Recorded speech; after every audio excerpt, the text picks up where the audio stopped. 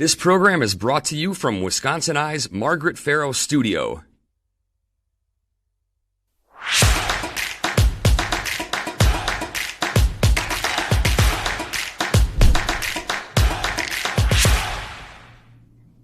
Hello and welcome to Newsmakers. I'm your host, Lisa Pugh.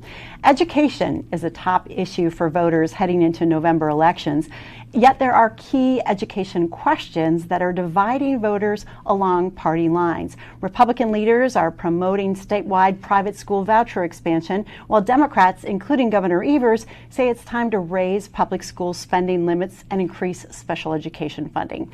Here on Newsmakers to talk about this are Jim Bender from the Wisconsin Coalition for Education Freedom and Dan Rossmiller from the Wisconsin Association of School Boards. Thank you both. Absolutely. Thank you for having us. Lots of challenges before schools this school year. Inflation, declining enrollment, student mental health, teacher shortages. If you were to pick one major concern, challenge for schools this year, which one would be the top one? You've listed off a number of them. I think if I were to have to pick one, it would be the need to get kids caught up to where they would have been had it not been for now 30 months of pandemic disruption of learning. We're going to see state school report cards coming out soon, and I have a pretty good feeling they're not going to show what we would like them to show. The pandemic had definite effects on the amount of learning that occurred and the proficiency levels of our students. So we're going to have to work extra hard to get caught up. Now, some of those challenges that you mentioned, the teacher shortage and inflation, are making it more difficult for schools to operate tutoring programs, before and after school programs, because they need people to staff those programs.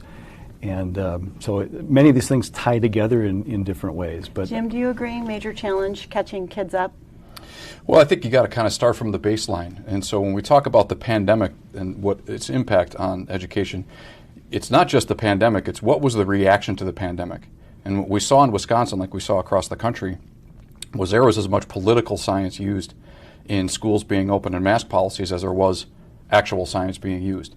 And so what you've seen is there are disparate measures across the state where many schools were open and many schools were closed. And for a large swath of students in the state of Wisconsin, it's not just getting caught up, it's getting back in the rhythm of being in school. It's having families being back in the rhythm of being in school, because for too many students, they had a huge break from actually sitting in a classroom.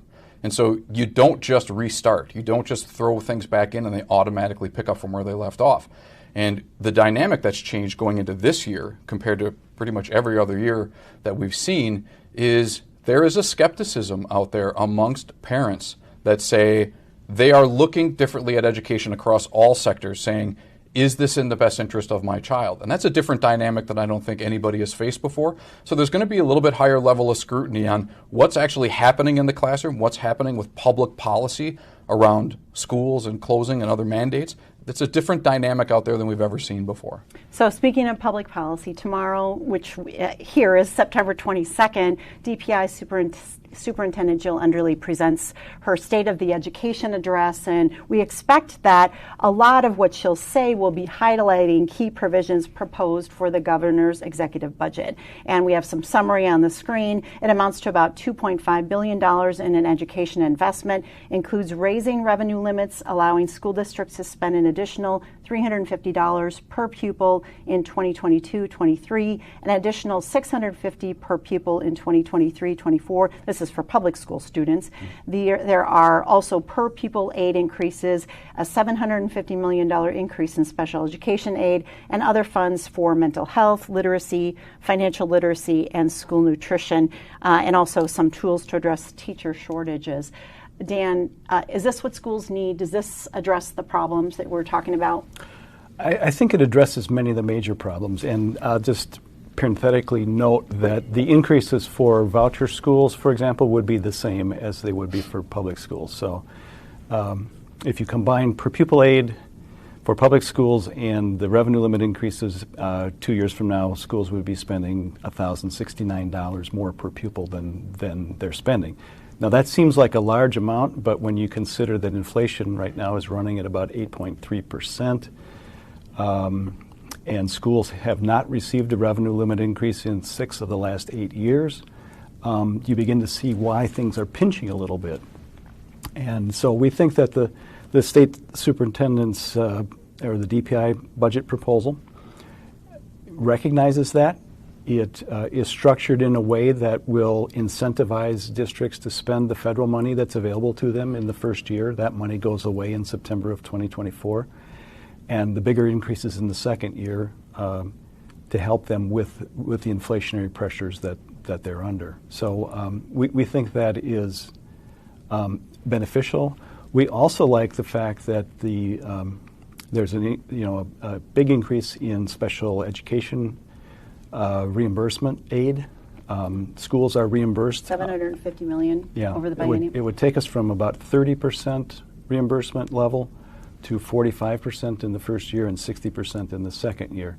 That would take it about to where it was when I first entered the Capitol in the late 70s. The legislature used to put it in statute that it was going to provide 60% or thereabouts, and over time they kept missing that mark. They would change the statutory figure to a lower number. Finally, they stopped putting it in the statutes because they weren't hitting the mark. When we went to 2/3 funding, the state was providing about 45% reimbursement, and that has gradually gone down to the 30% we're at right now.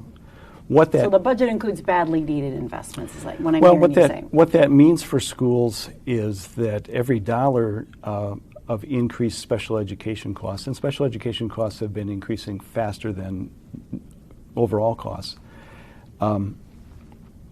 When the state doesn't provide reimbursement that keeps pace with those increasing expenditures, schools have to transfer money from their regular education programs to cover the mandated special education services that must be provided to students with disabilities.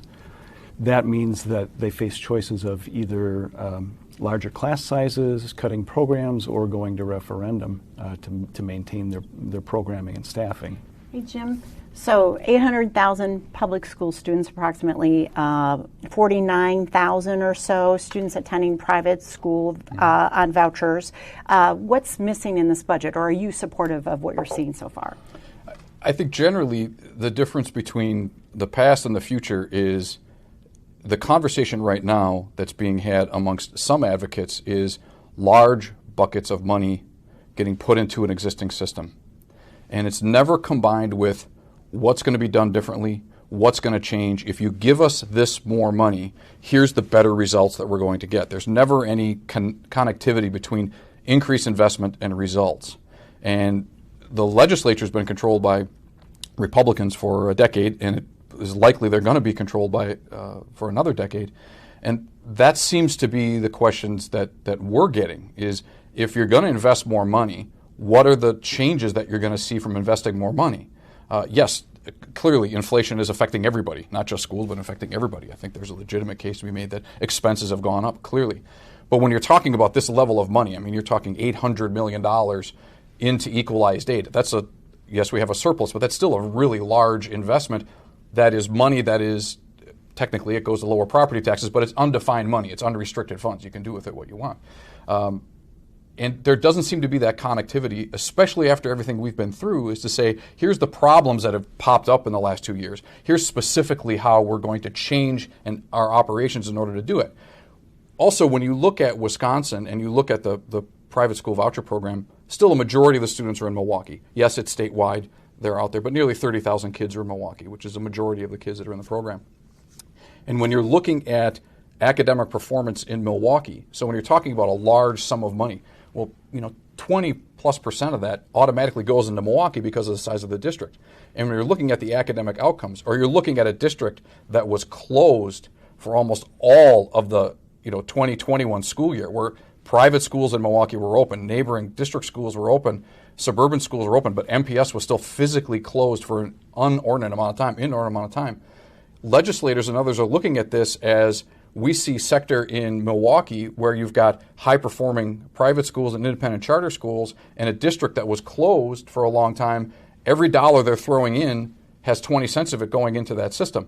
That's there's got to be something that's got to give on a targeted standpoint from, we're going to put the money in, what are the results we should get on the back end? So, continuing on the conversation of funding, in July, the Wisconsin Policy Forum was looking at a comparison of Wisconsin to other states. Wisconsin's spending on education ranked 25th highest among 50 states, and in 2002, Wisconsin had ranked 11th.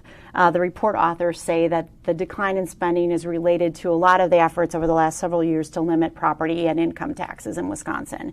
So what is your reaction first to that ranking of Wisconsin's level of spending on education? Well, education funding is political, and Jim just outlined some of the ways that it's political. But the fact of the matter is that schools have been having to do more with less for many years. We developed a chart, which I don't know that you're going to be able to show, but compared to where schools were before the Great Recession hit in 2008-9 school year, we're about $3,000 per pupil below the level of spending we'd have been at if the legislature had maintained the inflationary increases it was providing. So when you ask what are you going to do differently, the challenge has really kind of been how are you going to continue to operate as best you can in that level of with that level of underfunding and having to do more with less. Now that's. Do you agree schools are underfunded? Compared to what? I mean, we can show national rankings, but currently 40% of kids are proficient in reading or less, and 40% of kids are proficient in math or less. The question isn't how much money you're putting in, it's what are the results that you're getting for the money that you're investing. Well, some of the results for choice students are similar or lower in terms of proficiency statewide. Not when compared geographically. When you do statewide, sure, if you take Milwaukee and compare it statewide, you're always going to see discrepancies. But in Milwaukee, when you look at the statewide report card right now, if you compartmentalize high-performing seats by exceeding expectations or significantly exceeding expectations on the statewide report card, apples to apples in Milwaukee, 23% of the students in Milwaukee public schools are in a seat that's considered high-performing, exceeding or significantly. 62% of the students in the Milwaukee Parental Choice Program are in a seat that is exceeding or significantly exceeding expectations. Now, consider that the student that's sitting in a voucher is getting about 60% of the funds that a student in MPS, and yet they have nearly 3 times as many students in high-performing schools. So more money, but more money for what? If you're showing higher performance in Milwaukee at significantly less dollars, and you're talking about investing into a system, aren't you going to invest in a system that's getting you a higher return on investment academically? That's, from a public policy standpoint, that what you're doing. If your conversation is always, we should have gotten more, let's give us more now, but you're not asking the question, okay, but what are the results that you're getting on the back end? It's a disjointed conversation. Now, it's designed to be that way. They want that conversation to be, How do you respond you're to not that, paying. Dan? Well, Jim wants it to be disjointed as well. This is where education funding gets complicated. And when you start breaking down what public schools spend and what private schools spend, public schools are responsible, for example, for transporting private school students. So every time a private school student is bused, that is on the public dollar. Via the Constitution, and they get money for that. That's why. They're all taxpayers. Well, we can't refer to private school kids as those that are not taxpayers. We're not debating Jim, public versus choice. We're talking about they get funding. some money for that, but on average, schools are reimbursed less than 9 cents on the dollar for their transportation costs through transportation aid. So it's not it's not apples to apples necessarily. Public schools are also responsible for providing special education services to students. Private schools that participate in the voucher program are only required to provide those services that they're able to provide. If they can't provide the specialized services that special needs students need, then they end up in the public schools. And they're statewide, I think it's around 13 or 14% of our student population has special needs that need to be addressed. I mentioned that the state is not reimbursing that. There's about $1 billion, more than $1 billion statewide, in expenditures for services for special needs kids that isn't being reimbursed by the state, and that is where the transfer of money comes. So there are some significant differences in the services that are provided. We don't have a lot of time to talk about But he's true, but a lot of that is driven by federal law. So federal law dictates a lot of the special ed we're talking about here, and one of the state funding problems initiates from really a lack of federal funding, because a lot of the mandates that come down are from the feds and separate. So the money and the responsibility does fall on the public schools. The private schools don't get the funding or the legal responsibility to do it. That's a clear, his point is clear on that. And the state investing more money in that, in essence, is really kind of covering for inadequacies from the federal government, because they're funding at an even lower percent, and they're the ones that drive a lot of mandates to it, so it does fall onto the state. If you want to link arms and go tackle this problem at the federal level, on the feds to provide more flexibility for that, I think that there's been an attempt to do that. It just, for some reason, the feds, no matter who's in control of what party is in control, don't increase their special ed funding. Let's talk about public support for education funding. Marquette Law School poll just came out a couple weeks ago, last week maybe, showing 51% of Wisconsinites support an increase in spending on public schools, while 41% of registered voters say it's more important to reduce property taxes. I think what's interesting here on this question and what we're showing on the screen is a significant partisan split on this issue, with 69% of Republicans in support of prioritizing property tax relief compared to just 12% of Democrats supporting that, where Democrats 85% support increased school funding. What is your reaction to that sort of partisan divide on this issue of investment in public education funding? I think that's a trend that probably would show up if you went back in time. It may be a little bit exacerbated, or the gap might be wider this time. There's been a fair amount of advocacy efforts, concerted efforts to question schools from national sources and within the state. So I'm not surprised, and most of that has been directed at conservative-minded people. So I'm not surprised that we see that kind of a difference. I know that within my own family, the people who are most conservative are those that have the most property and therefore pay the most property taxes. So they are concerned about that. What do you think about that result? I'd be interested to know in the past, because that number to me, compared to previous polling, this number seems low. And I don't know if that's a Republican drop or a combination of both. But in the past, you have seen, if you ask questions, having done a lot of polling, you used to do a lot of campaign work. So when you run polling, when you ask a question like that's phrased, do you like your local public school?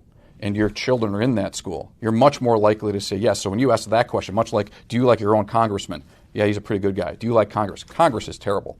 Do you like public education in general? Not so much. How about your local school? They rock. They're great. This question might not. Sometimes those questions aren't very conducive. But I will say, probably to Dan's point, and I think when you look at the politics of it, when you look at Glenn Youngkin in Virginia and some of the national things that have said, this real divide, I frame it this way. It comes down to a basic question. Do you view public education as an extension of government, or do you view public education or publicly funded education as an extension of parenting? And what's the role of the parent? When you talk about parental transparency, when you're talking about provisions that parents want to see what's going on in the classroom, if you feel like there's friction, that the parent is not the ultimate arbiter of what's going on in the classroom for their own children, you start to get quite a bit of friction between what's going on from the education provider, whether that's public or private, and the parent. And the role of the parent in education, like I said before, that's a different dynamic that we've seen before. I think that poll question is reflective of that. Some of the things at the Wisconsin Coalition Education for Freedom, that's what we're about, is getting more targeted funding, obviously, for the parental options that are out there. But parental transparency and student transparency is a big part of that. Now, we can talk about, there's been different bills brought forward. Some of them are good, some of them not so good. But from a transparency standpoint of what you should know, I think there's a little bit of that that's driving that poll question. The Marquette poll also asked voters their opinions on voucher schools themselves, and the results have been pretty consistent over time. Would you favor or oppose expanding the number of students using publicly funded vouchers to attend private schools? 46% of those polled support expanding the number of students attending voucher schools, and those who oppose, 45%, relatively unchanged from a year ago. It's no secret that Governor Evers has not supported expanding the school choice system. Earlier this spring, as you both know, he vetoed an expansion bill, but his opponent, Tim Michels, and many candidates for the legislature are promoting statewide school choice. Do you see this as a key election issue for all voters? I don't know if it's a key issue for all voters. It's probably a key issue for some voters. And Jim's laid out a number of, I think, probably well poll-tested points.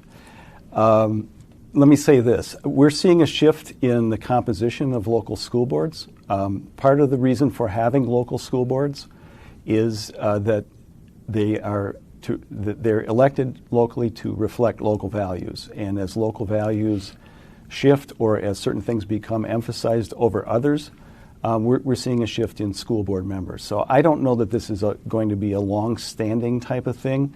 It's very hard in education to impose one-size-fits-all kind of mandates and have them fit local situations. We are a local control state, and I think that's part of the dynamic. Now, in terms of what's important for voters, I think it depends on where they fall on that spectrum and whether they've been motivated or moved by some of the arguments about transparency, about parental involvement, about parental control. In some places more than others. So, do you think education as an issue will determine who someone votes for this November? I believe the polling shows that not only here in Wisconsin but nationwide, that education is playing a much higher role than it's ever played before. You're talking about these conversations in the heat of 40-year increase in inflation. So you're not going to replace the pain that people are feeling either at the gas pump or in the grocery store, because that's very real and that kind of punches you in the face every day. But the education issue, and I think that role of parents in education is playing a very high role. Much of the polling that we're seeing shows an increase in support for all sorts of education options. Because I don't think we're to limit it to just the private school choice conversation, I think, is a little bit much, because I think what you're seeing in other states and what you will see in education in the next 10 years are things that go well beyond what we're talking about now.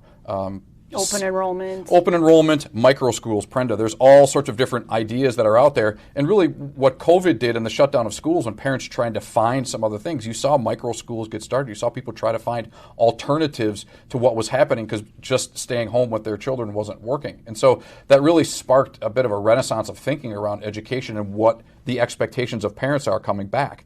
And I think that's as difficult sometimes for private schools as it is for public schools, that you're now trying to meet a little bit more of a diverse need out there. So going forward, I believe education is playing a huge role here.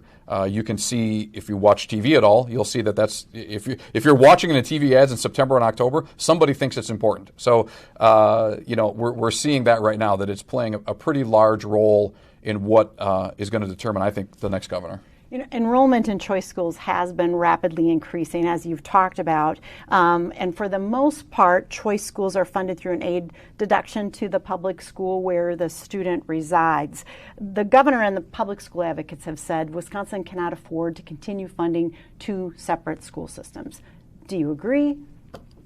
Well, yeah, I do agree. I think it's a challenge. It's a tremendous challenge. The question is, if you take all of the income limits and you take all of the enrollment limits off the school choice program, the voucher program, how do you pay for those? How do you supplant or replace the money that parents are paying in tuition for their students to attend private schools? That money's got to come from someplace, and it's going to come from the state, either in the current system or perhaps some kind of direct payment. We have we've always had divergences or differences in the way the voucher systems were funded. Milwaukee is funded very differently than the statewide system. In fact, in Milwaukee, we are moving actually toward state GPR funding directly and moving off any kind of property tax impact.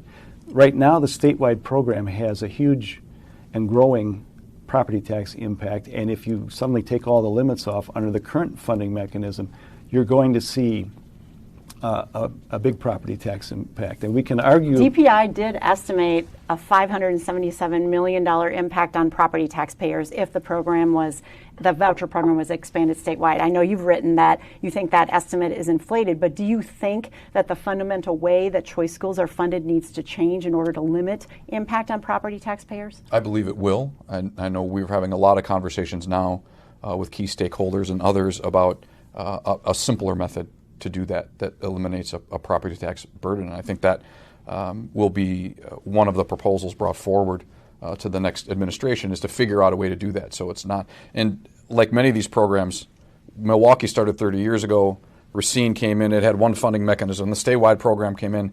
If you were starting from scratch, you wouldn't design it the way that it is. It got cobbled together over time. And so it's really time, I think, to create a single system that works more efficiently. But the bigger issue that we have on the growth front is not from an enrollment standpoint. We already have a situation where demand exceeds supply, and that's been true since its inception. The legislature doesn't determine how many students can go in a school choice program. Parents make that decision. They can allocate space all they want, but if parents aren't volunteering to go into the program or schools aren't volunteering to participate, it doesn't grow. So there's been parental demand that exceeds supply till now. The problem is when you're funding a voucher, regardless of some of the other cross-traffic on transportation and special needs, you're still at a significantly lower amount per pupil in funding for a voucher. So $8,300 for K through 8, only $9,000 for high school.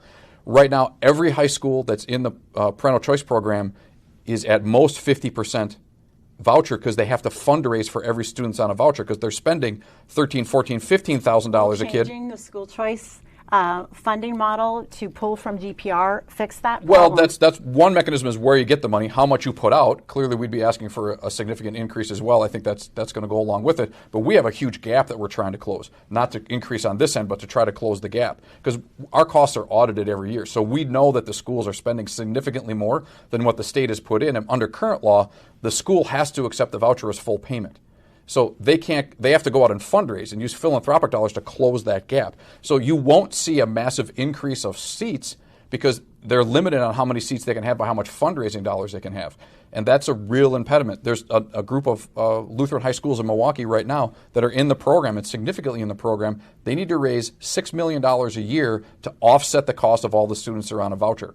So they can't increase their seats because they can't fundraise for any more than that. So speaking of a funding gap, on the public school side, there are many schools going to referendum this fall on the November 8th ballot. On our screen, it says 77. I think you told me just before the show it's actually 78 schools, districts going to referendum. That represents 56 school districts asking either to issue debt, exceed the revenue limit on a one-time or recurring basis, and in total, taxpayers are being asked for more than $2 billion just through referendum.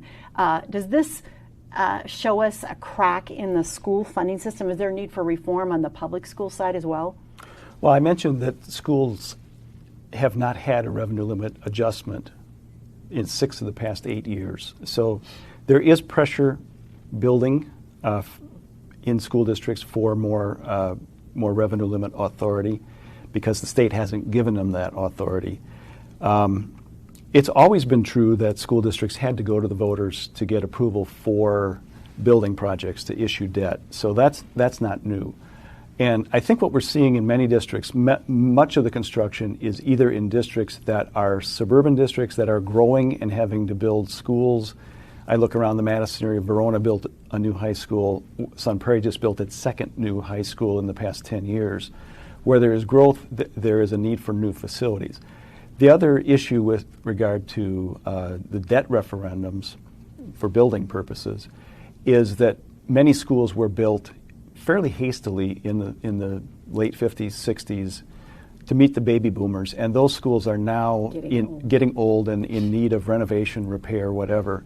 And so school boards and districts are having to make decisions about those older schools. What about the operating referendum? Well, the operating referendum, of those 78, 40 are to exceed the revenue limits, and that's a reflection of local districts believing that they need more money to maintain their programs, to maintain their operations, to maintain their staff. Some of the questions talk about raising teacher salaries and doing other sorts of basic work of in the building education. And Act 10 did contemplate that school districts would be able to go to referendum to increase teacher salaries above a certain amount, above the CPI. And so that was always part of what was contemplated. When the legislature passed the last budget, inflation was running maybe 2-3%. Now it's up dramatically, and so this is a sign schools are hurting. Well, it's a sign that schools are struggling to meet their operational demands, to pay their teachers and staff a market wage. They're all in competition with each other for those positions. They have to attract and retain people in those positions, and some are finding it necessary to go to referendum to be able to do that and to adequately staff their schools. How do you, we're running out of time here, but I want to make sure I get to this question. How do you think the results of the November election will impact the state of education in Wisconsin? So I think it comes right off this last question. What we have in Wisconsin now, after 2013, the biggest thing that's going to drive education in the next 10 years is we're not having very many babies. And the number of school-age children is going down, down, down. So the number of publicly funded students is reducing, and the number of students inside the public education statewide number is going down. I mean, it's almost 50,000 less than it was in 2013, which was the peak.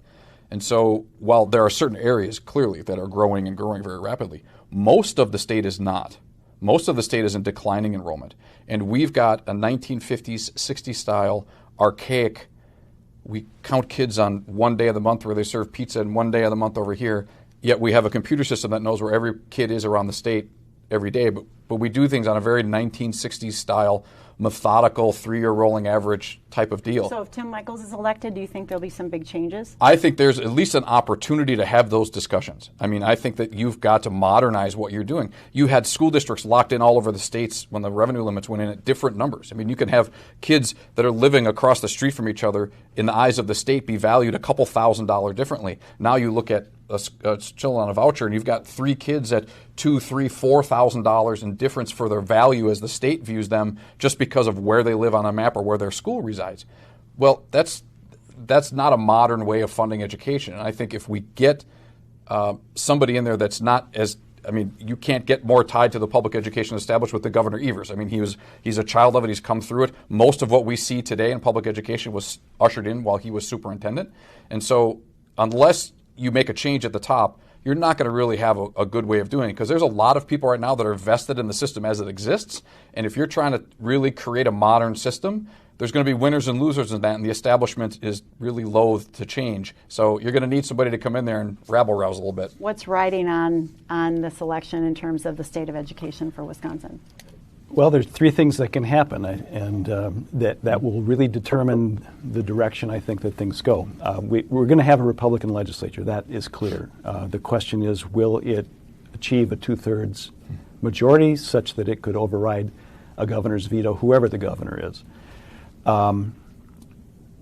If it's Governor Evers who's reelected, that's one set of probabilities. If it's Mr. Michels who's elected, that's a different set of issues, and it will be very interesting to see what happens. I'm not sure I'm looking forward. The area of agreement is kids need support, and we've fallen behind, and we have to make some progress. Would you agree with that?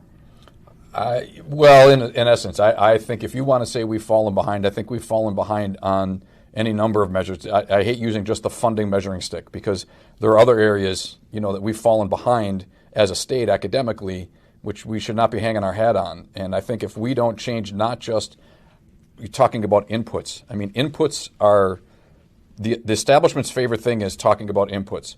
The thing they don't want to talk about are the outputs. What are the results that we're getting? We need to start focusing on what are the results that we're getting for the kids. Final word. Well, let me talk about inputs. If you have a system where you can choose the degree of parental involvement you have with the students you're taking in, you're going to get better results. I think that much of what Jim talks about when he talks about parental choice reflects that greater parental involvement. Parents are making a decision. They have to affirmatively choose, to enter an independent charter school or a voucher school or whatever it might be. The kind of reform that I'm looking for, a couple years ago, back in 2019, we had a Blue Ribbon Commission on school funding, on which I served. And there were a number of reforms put forward by that commission that I think would have made improvements in the way that schools are funded statewide. Unfortunately, COVID derailed much of the consideration of those proposals in the legislature. I think it's time to go back and revisit some of those to make to address some of the funding fairness questions that Jim raised about differences between districts and between sectors. All right. That will be the final word. I feel like we could have kept talking for another hour. So thank you both for joining us. Thanks for having us. Yeah, thanks. And thank you to the viewers of Newsmakers. Be sure to tune in again as we highlight the issues and sit down with the decision makers who make a difference for all of us. This program was brought to you from the Margaret Farrow Studio. This program is a production of WisconsinEye, an independent, nonpartisan, nonprofit media network with a mission to inform, educate, and engage the citizens of Wisconsin. WisconsinEye is the nation's first and only independently funded state civic broadcast network, providing gavel-to-gavel access to government proceedings and events at the state capitol.